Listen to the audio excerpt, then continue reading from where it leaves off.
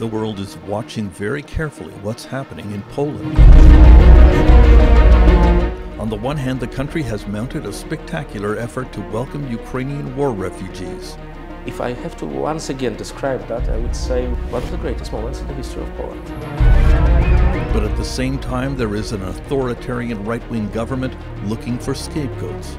That could be the leftists, that could be the LGBT community, that could be anyone.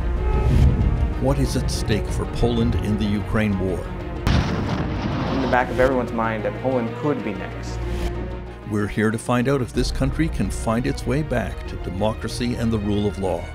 A portrait of Poland at the crossroads.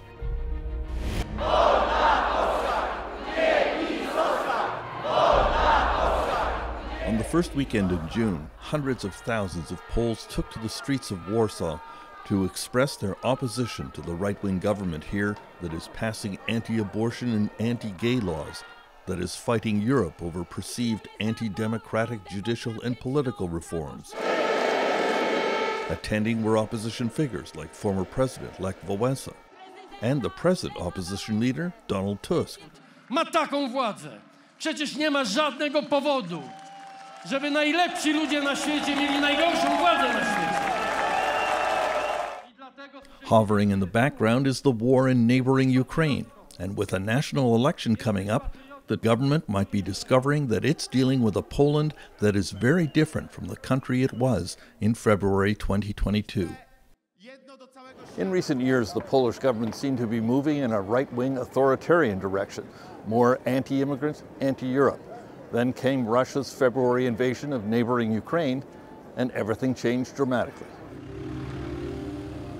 When millions of Ukrainian war refugees started pouring over the border in 2022, Poland mounted a massive national effort to welcome them. Now many of those refugees are starting new lives here. The refugee effort was something that all sides could support, even in an extremely polarized political atmosphere.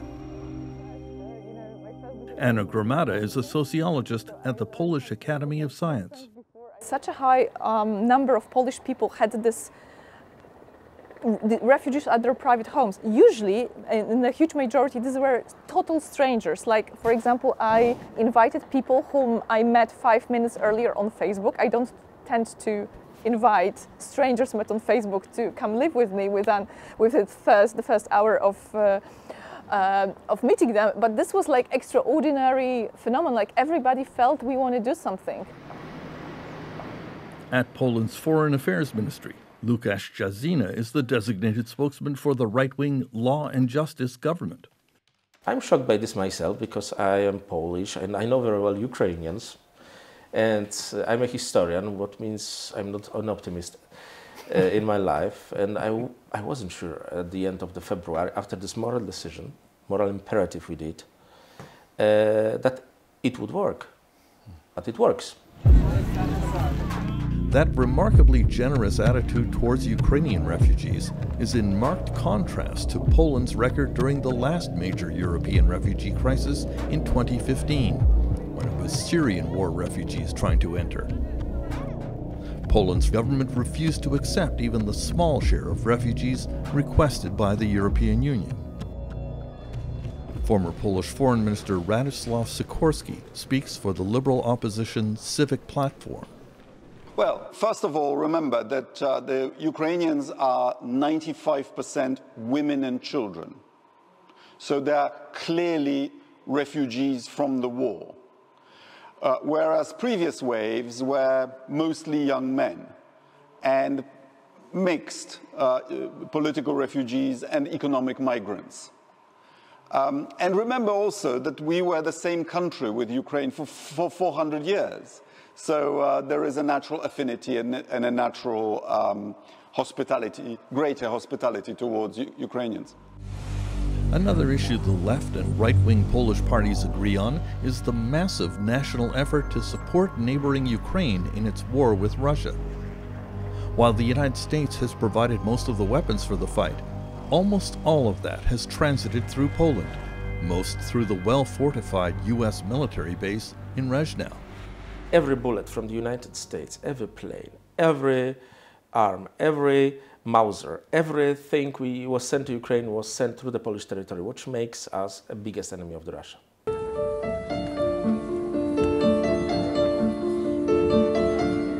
In early May, Poland was celebrating a national holiday to mark the 232nd anniversary of the country's first democratic constitution.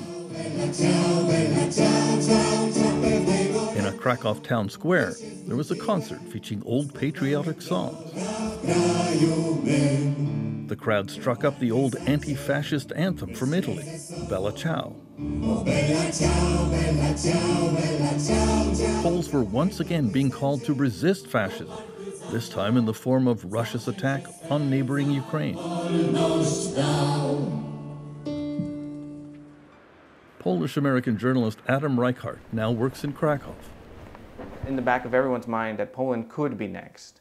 And that's why everyone is supporting, we need to help Ukraine defend itself, because if Ukraine does not defend itself, Poland definitely could be next. You might think all this means that political polarization in Poland has disappeared, but that is not the case. A few years ago, the right-wing Law and Justice Party, still led by former Prime Minister Jarosław Kaczynski, decided to take over the national public television network, TVP.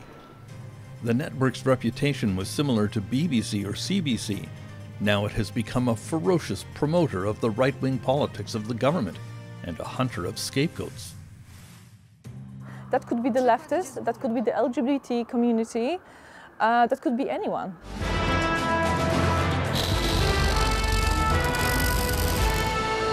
Więc to nie jest tak, jak mówi teraz Donald Tusk, że teraz ta Rosja jest inna, wtedy... The daily targets on TVP public television are the leaders of the liberal civic platform opposition, including former Prime Minister Donald Tusk, here portrayed as a lackey for Germany. Nicht nur für Deutschland, für Deutschland, für Deutschland. Na tym polega polityka zagraniczna. And the former foreign minister Radosław Sikorski, shown here as almost Hitler-like. Oh, I'm portrayed as a German and a Russian at the same time. And the leader of the opposition is every day attacked for being a traitor, for being a German, if you can believe it. Government spokesman Łukasz Jazyna doesn't deny what's happening on Polish TV. It appears your government has turned public television here into a propaganda arm of the ruling party. You know, two other big important informational channels are completely against the government. We see public television constantly portraying opposition leader Donald Tusk, for example, as pro-German or even pro-Russian.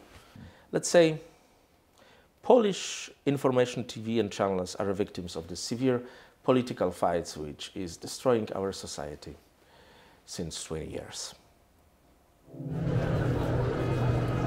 In the national election approaching next fall, surveys are giving the right-wing Law and Justice Party and the left-wing Civic Platform about an equal chance of forming the next government. Right now, Poland is being fined millions of euros per day by the EU because of the government's perceived assault on the independent judiciary and other anti-democratic moves. I personally think that another win for the ruling party, which has these authoritarian ambitions, would be a huge challenge for the possibility of Poland returning to rule of law. What's at stake is whether opposition will harbor any power, any hope left. What's at stake is also Poland's place in the EU, because Poland has clearly botched the chance to take Britain's role in the EU post-Brexit. Even as they fight over political issues, both sides seem to agree that Poland's character is being changed by the massive influx of Ukrainian refugees. It is becoming more multinational, more open. I think that in a few years we will wake up in a Poland which doesn't really reflect the same Poland it did 10 years ago. But these changes are happening quite rapidly and also on a level where people are not fully aware. If I have to once again describe that, I would say one of the greatest moments in the history of Poland. Government spokesman Łukasz Jazyna says Poland is now overcoming its resistance to refugees from the Middle East. Poland is still one of the most giving visas country for the Syrians now. I think there was a lot of fears among the Poles about immigrants. We were once very multicultural societies, all crashed during the Second World War. But I think, and I'm now sure, more than sure, I was sure in February 2022, that now Polish society doesn't feel fear about immigrants anymore, even those from the Middle East. Just a few days after U.S. President Joe Biden announced that Ukraine would be allowed to have American F-16 fighter jets, training of Ukrainian pilots began in Poland, with Poland now playing the greatest role in training and delivering equipment to Ukrainian forces. The world has a great stake in the future of this country and its commitment to democracy. Terence and McKenna, CBC News, Warsaw.